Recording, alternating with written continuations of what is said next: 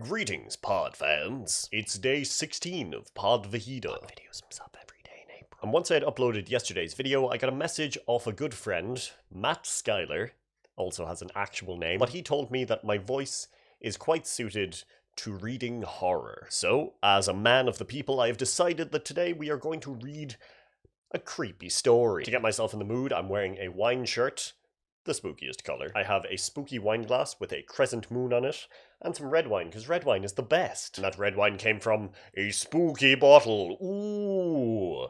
It's goth, which is my only way of deciding if wine is good or not. So, what am I going to be reading? Well, I basically just went to creepypasta.com, clicked random story until I found something that really spoke to me, didn't have terrible reviews, and we're going to give it a read. I am going to try my best to keep it serious and stuff, but once you hear the title of this, I'm expecting some ridiculousness. But let's move forward.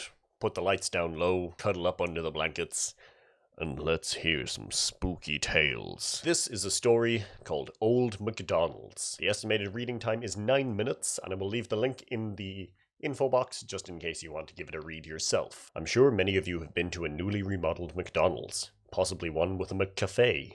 But have you ever looked up why they started remodeling the restaurants in the first place? The first McCafe in the States popped up in Chicago back in May of 2001. That was just the beginning. Now, over the last 5 years, McDonald's has taken to remodeling every single restaurant in America. Most of you might even be asking yourself how long it's been since you last stepped foot in an old McDonald's. Ask anyone who's done some market research, and you'll hear something strange. McDonald's loses money on the process. It's a fact. The new furniture isn't pulling new customers, and the McCafes can't sell coffee that cheap and turn a profit.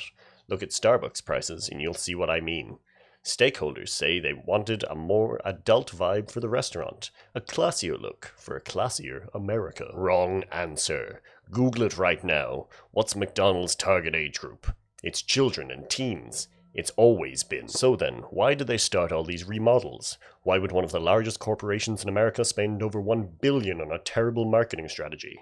That's where things get interesting. Let's start with the play places. If you can remember, almost no two play places at McDonald's were identical. Some of them were really fun. I know I had a few favorites. Well, some of them were also really dangerous. The first gem I could find was a carousel play place in Lancaster, Pennsylvania, back in the 1980s that got shut down mere months after opening. Little information was given about why they closed. The lot has been vacant ever since. If you find the right connections in Lancaster, though, you just might be able to read an article that didn't make it to print. Children would play on the merry-go-round in ways they weren't supposed to, you see. They're kids, so of course they would. Well, one day a few kids managed to crawl underneath the thing, but then they never made it back out. The whole incident was so heavily guarded by McDonald's PR, you'd be troubled to find a single person that was even there at that whole afternoon. The only witness anyone could find had this to say. When they went under, a few parents started calling for help. Then something happened to the lights. The carousel kept getting brighter and the music was deafening. I ran out of the building when the machine started to smoke, but I looked back through the window to see if the kids were alright. And the employees were just standing there behind the registers. They looked like they were still waiting for customers. Weirder and weirder stories picked up from there through the years. Reports of children sinking into ball pits that should only be a foot deep. Mothers searching play tubes for their kids only to find a lonely pair of shoes. But the play places had a mere fraction of the incidents. Back in 1996, in Knoxville, Tennessee, there was a businessman of his 40s who went into a McDonald's restroom and remained there for 7 hours. Patrons noted that he refused to leave the furthest back stall. The police were finally called and they managed to break down the door. He was restrained by paramedics as he wouldn't willingly leave the restroom. As they pulled him out of the stall, he began screaming, "Bloody murder! Take me back! I want to go back!" But the moment he exited the restaurant, he passed out. He had no memory of ever going to a McDonald's on the day of the incident. The restaurant was shut down before anyone could inspect the stall that he had shut himself in. However, anyone who used the restroom that day mentioned hearing several voices whispering things like, "It wasn't him. We have to go back. Saw you smile." Then there was a fry cook somewhere in Vermont back in '99 who walked into the middle of the restaurant and dumped scalding oil on himself without flinching or saying a word.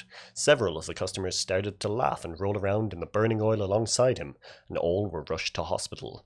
Only one survived but refuses to make a statement. Not that she easily could.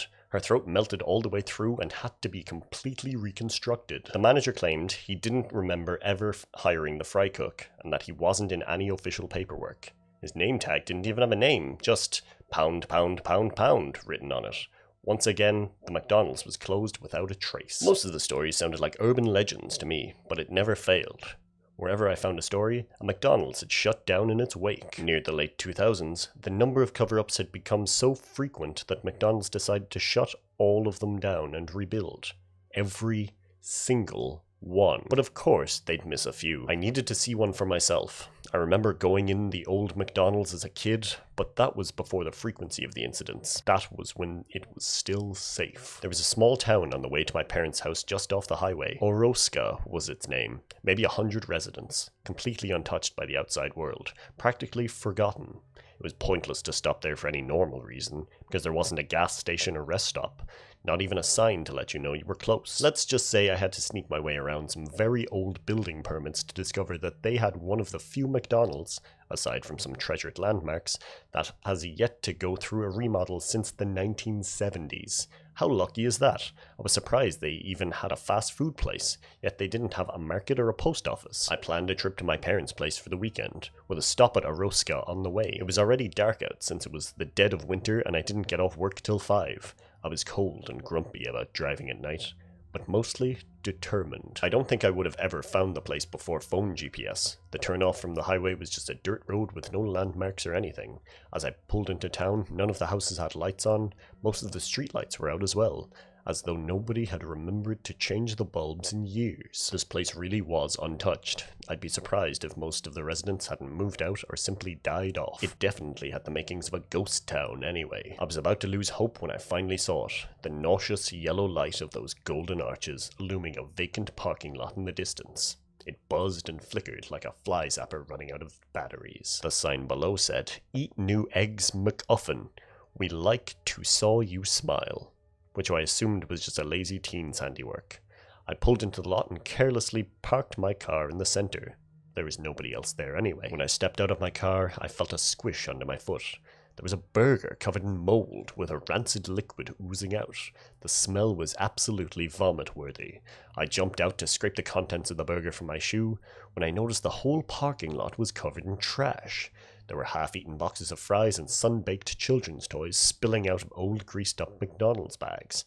Everything was mixed in with the dirt and snow like it had been there for months. Possibly years. I hurried across the lot to avoid retching all over the asphalt. As I approached the door, I noticed the windows were caked in dust. Somebody had taped a piece of paper to the door with the word "closed" scribbled across it in red marker, yet the sign hung from the inside clearly said "open." Cautiously, I approached the door and pushed. An artificial bell hummed an old McDonald's tune that fizzled out in the last few notes as the door creaked open.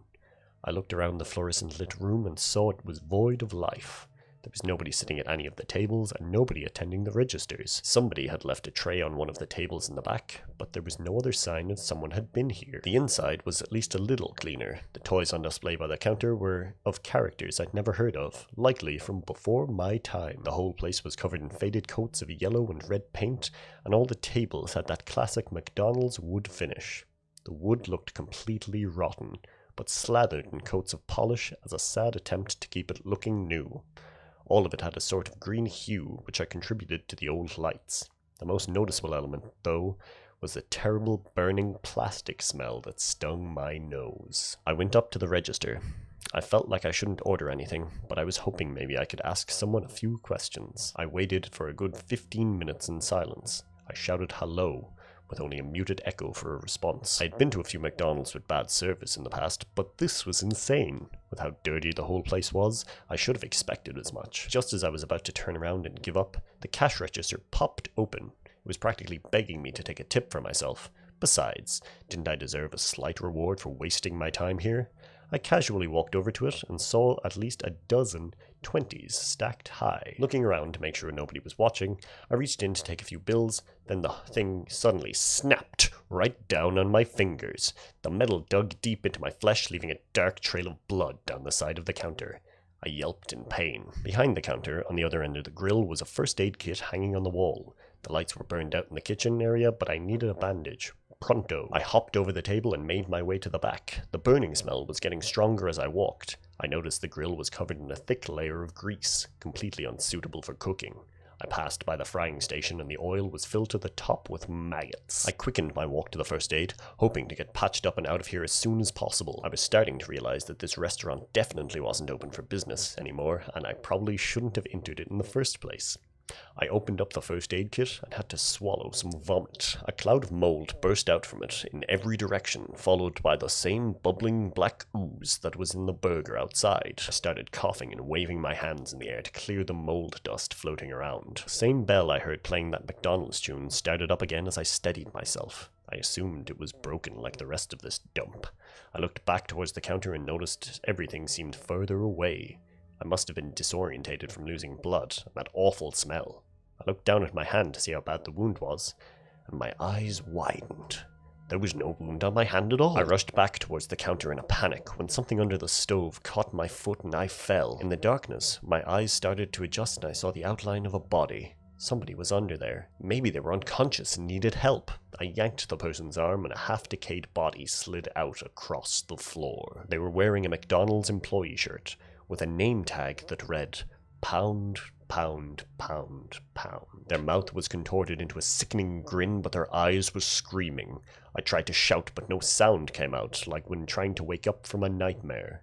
As I scrambled to get back up to the counter, the lights had started to dim, and the McDonald's tune was getting louder, the notes fizzling and distorting as they played. Once I had gotten my grip above the counter, I froze. Since entering, I never looked at the side of the restaurant opposite the counter.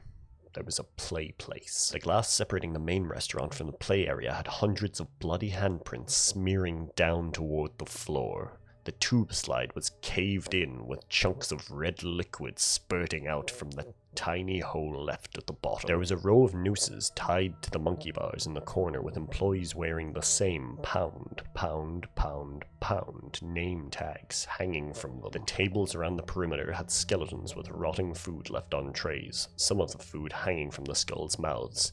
I looked in horror, too shocked to move. While the rest of the restaurant went dark, a bulb in the center of the play place continued to glow like a carnival spotlight. Below it was a massive ball pit, barely able to contain all of its colored plastic balls. It was smoking under the blaring white light, making that awful burning plastic smell. Balls began to rattle and fall off the edge when something inside started shuffling around. I wanted to run so badly, but my body refused. Then, suddenly, the music went dead and the movement stopped. A yellow glove slowly crept upward from the pit below, writhing its fingers as it went. A connected red and white sleeve came after it, slowly alternating colors as they appeared from beneath. The arm continued to reach toward the sky, growing more and more, while its joints popped and cracked like breaking branches. By the end, that arm had to be at least 6 feet long. It finally reached the lit bulb in the ceiling with its gangly, gloved fingers and began to twist it loose. I broke into a sprint, jumping over the counter and toppling chairs as I went. That last light went out just as I got to the exit. I bashed through the door, breaking the glass in the process. As I rolled into the parking lot, I heard a distant scream, and then something whispered right next to my ear in dead silence. It had the same tinny distortion as the McDonald's tune. Come back. I want to see you smile. I haven't told anyone about what happened there that night. There was an article online saying Aroska burned to the ground a few days later. I don't know if it was a cover-up or something else, but I'm never going back to find out. I didn't share this because I want you to get involved, by the way. I shared it to warn you of what happens when you do. You can go to a new McDonald's. Keep getting your Big Macs, your McCafe coffee. That's fine. They did something to the remodels to make them safe. At least for now. But don't ever go into an old McDonald's. Not even the drive-thru. I've got to stop typing now and get some pain meds. My jaw hurts, and the hand I snapped on that register has been getting itchy. Woo! Hooray! That was weird. I'm not really good with horror. That was just proper ridiculousness. you know, it was a story about McDonald's, but I'd be lying if I said it didn't kind of get me. I don't want to say that it was well written, because it was a story about McDonald's, but it did get me. I am a scaredy cat, so yeah. Like, I don't know. Maybe it was just me trying to make it sound spookier, but I felt the spookers. But anyway, if you enjoyed this, let me know if it sounded okay, if there's anything I could do to fix it. I enjoyed it. I do like talking, which is why I make these videos in the first place. Haha. But yes, if you would like to see more of this, or if there is a specific story or genre that you would like to hear me read, that could be fun. Also, that was my first reading of that. There was a lot in there that was like, oof, spooky dukes. But I enjoyed it. I saw Old McDonald's and went, I wonder. Read the first line and was like, oh, it is about McDonald's. Okay, yeah, we're in it. We're in it now, boys. So, thank you for watching and joining me. I hope that this was fun for someone. I had fun doing it, and I hope you did too. But anyway, I'm going to go. I'm going to finish drinking my wine while I edit this. I got too into the reading and kind of forgot to sip as I went, so maybe that's what made me feel real spooked. But yes, that was a fairly short story. It was interesting, and I'm glad that you were along for the ride. So I will talk to you all tomorrow. Enjoy yourselves. Hope you can sleep tonight after that. Whoa, hot doggy. But yeah, have a nice day. Sloan.